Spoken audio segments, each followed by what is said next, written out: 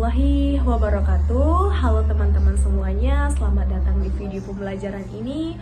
Pada kesempatan kali ini kita akan bersama-sama belajar mengenai topik variasi kalimat perintah, saran, ajakan, larangan dalam pantun yang akan kita bahas.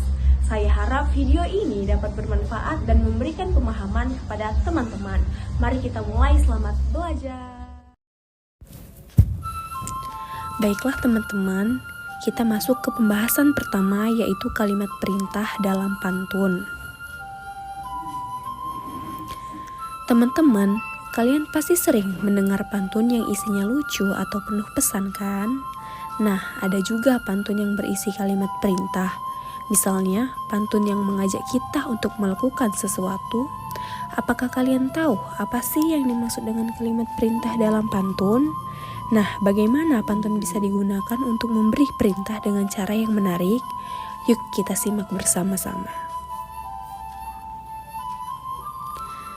Kalimat perintah dalam pantun adalah kalimat yang mengajak atau menyuruh seseorang untuk melakukan sesuatu.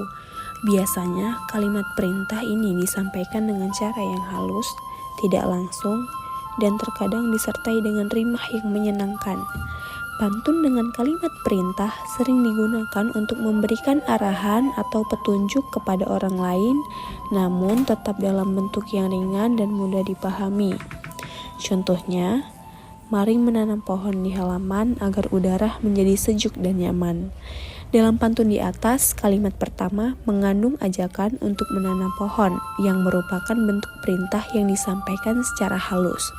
Begitu juga dengan pantun lainnya, kalimat perintah bisa disisipkan untuk mengarahkan atau meminta orang lain melakukan suatu tindakan. Dengan pendekatan seperti ini, teman-teman atau peserta didik dapat lebih tertarik dan memahami bagaimana kalimat perintah diterapkan dalam pantun. Selanjutnya, kita akan mengetahui kalimat saran dalam pantun. Teman-teman, kita semua pasti pernah menerima atau memberikan saran kan? Nah, tahukah kalian bahwa saran juga bisa disampaikan dalam bentuk pantun? Menarik bukan? Sebelum kita mulai, apa sih menurut kalian fungsi dari sebuah saran dalam kehidupan sehari-hari? Dan bagaimana pantun bisa digunakan untuk memberikan saran dengan cara yang menyenangkan? Yuk kita pelajari bersama-sama.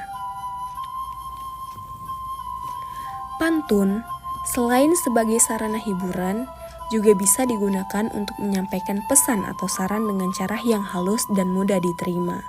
Kalimat saran dalam pantun berfungsi untuk memberikan nasihat atau petunjuk kepada orang lain dengan cara yang bijak.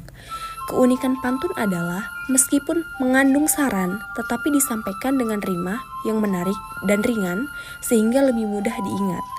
Contoh pantun yang berisi kalimat saran adalah baca buku tiap pagi hari agar ilmu bertambah berarti. Dalam pantun ini, kalimat pertama memberikan saran agar kita membaca buku yang diikuti dengan alasan mengapa hal itu penting. Pantun semacam itu tidak hanya memberikan informasi, tetapi juga mengajak orang untuk melakukan sesuatu yang bermanfaat dalam kehidupan sehari-hari.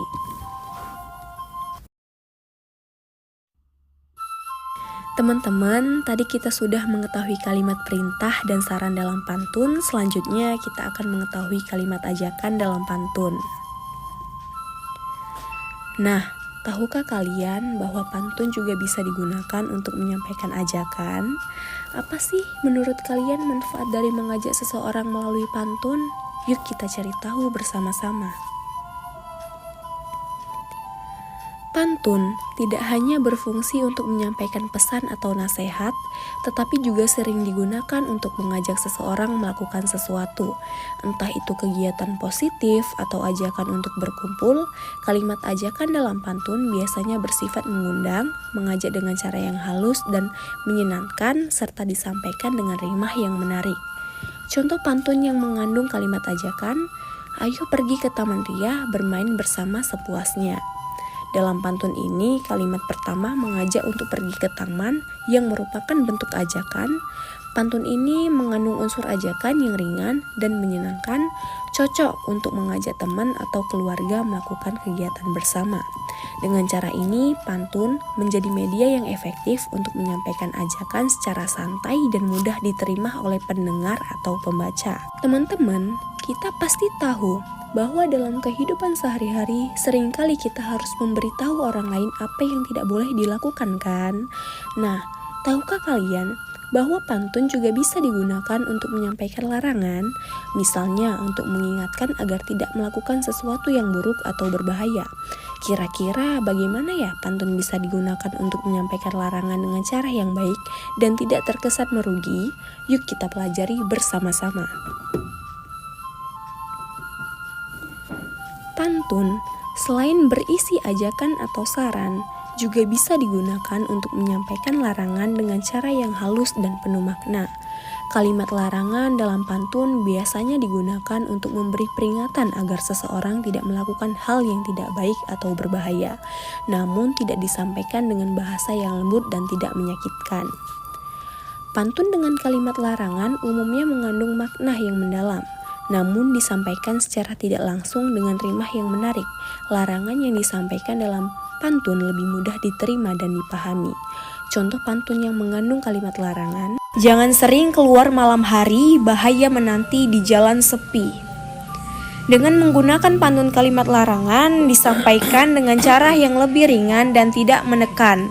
Pantun ini mengajak orang untuk berpikir tentang akibat dari perbuatan yang tidak baik tanpa harus bersikap keras atau marah.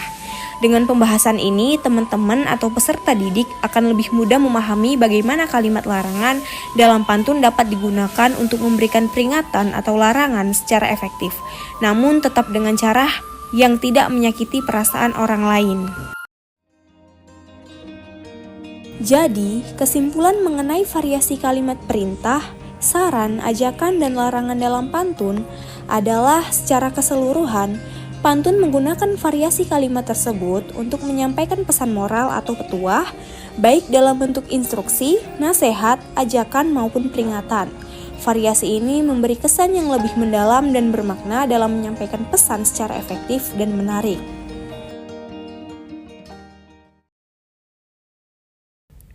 Terima kasih telah menyimak video ini. Semoga penjelasan yang telah disampaikan dapat membantu teman-teman memahami materi dengan lebih baik. Sampai jumpa di video berikutnya. Wassalamualaikum warahmatullahi wabarakatuh.